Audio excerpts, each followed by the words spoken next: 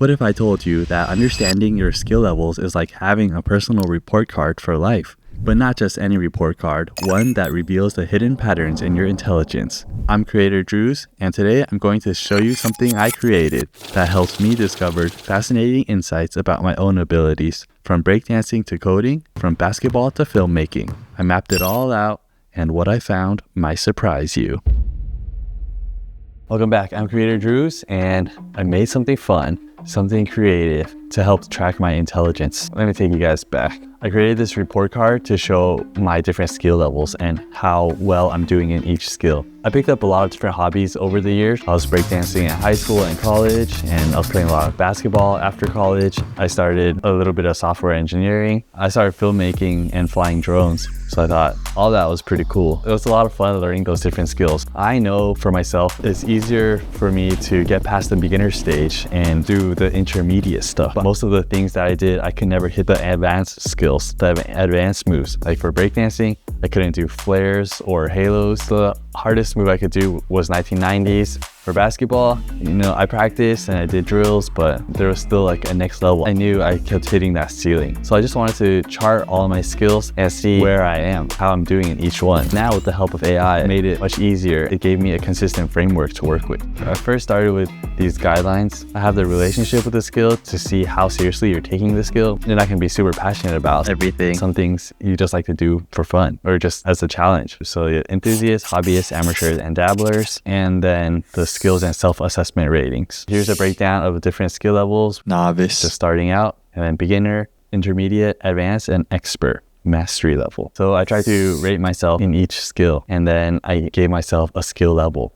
I thought that was pretty cool. That confirmed what I was thinking. All these skill levels, I don't really go past the advanced level, and definitely not the expert level. My best one was probably breakdancing. 6 out of 10 is not even current. That was me at my peak. At that time, breakdancing, I had a community, I had mentors, and I was learning from people better than me. I was practicing consistently. That was the one that actually got to the highest level. But nowadays, it's below 6.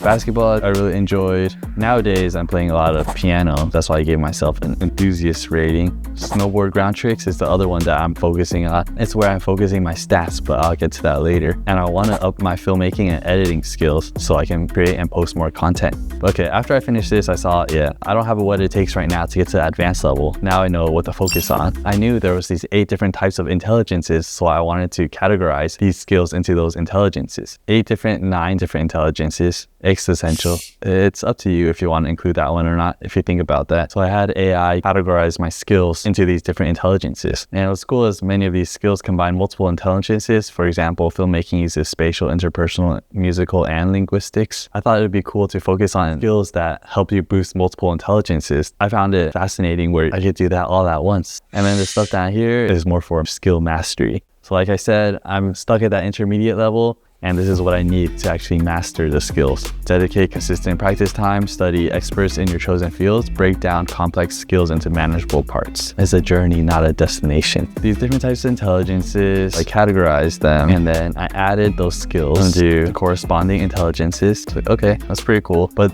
in the end, I wanted an intelligence score, like how am I doing in that skill? So this is actually surprising to me. Spatial, I didn't really think much of. I mean, I guess I need it for all these skills that I want to master. It's apparent that I need to focus on it in order to level up. Musical, for sure. I've been practicing a lot of piano. Bodily, I thought it would have been one of my main strengths. It was what I used to like to do. Breakdancing, basketball, snowboarding. In terms of number of skills, I have a lot in here. Logical, I was hoping would be better. I only got 1 out of 10 because I've been playing chess. A lot of room to improve there. Software engineering, like I built this. I still had to piece this all together. But now I know where my strengths and weaknesses are and what to improve. So I also have linguistics and intrapersonal down here, which I still need to add. Intelligence wasn't something that I thought about before. Normally you're just born and your brain is very good at telling you, of course you're intelligent, why wouldn't you be? But actually, it's not the case. You have to work at it in order to boost those skills. My goal is to find the people that have hit the advanced levels, hear some real stories, what it takes, and see if I could get someone else to fill this out too. If you want a copy of this, if you're curious to do this yourself, check the link in the description below. Hope you guys enjoyed the video. If you guys enjoyed the video, hit the like button, subscribe, and I'll see you guys next time. Peace.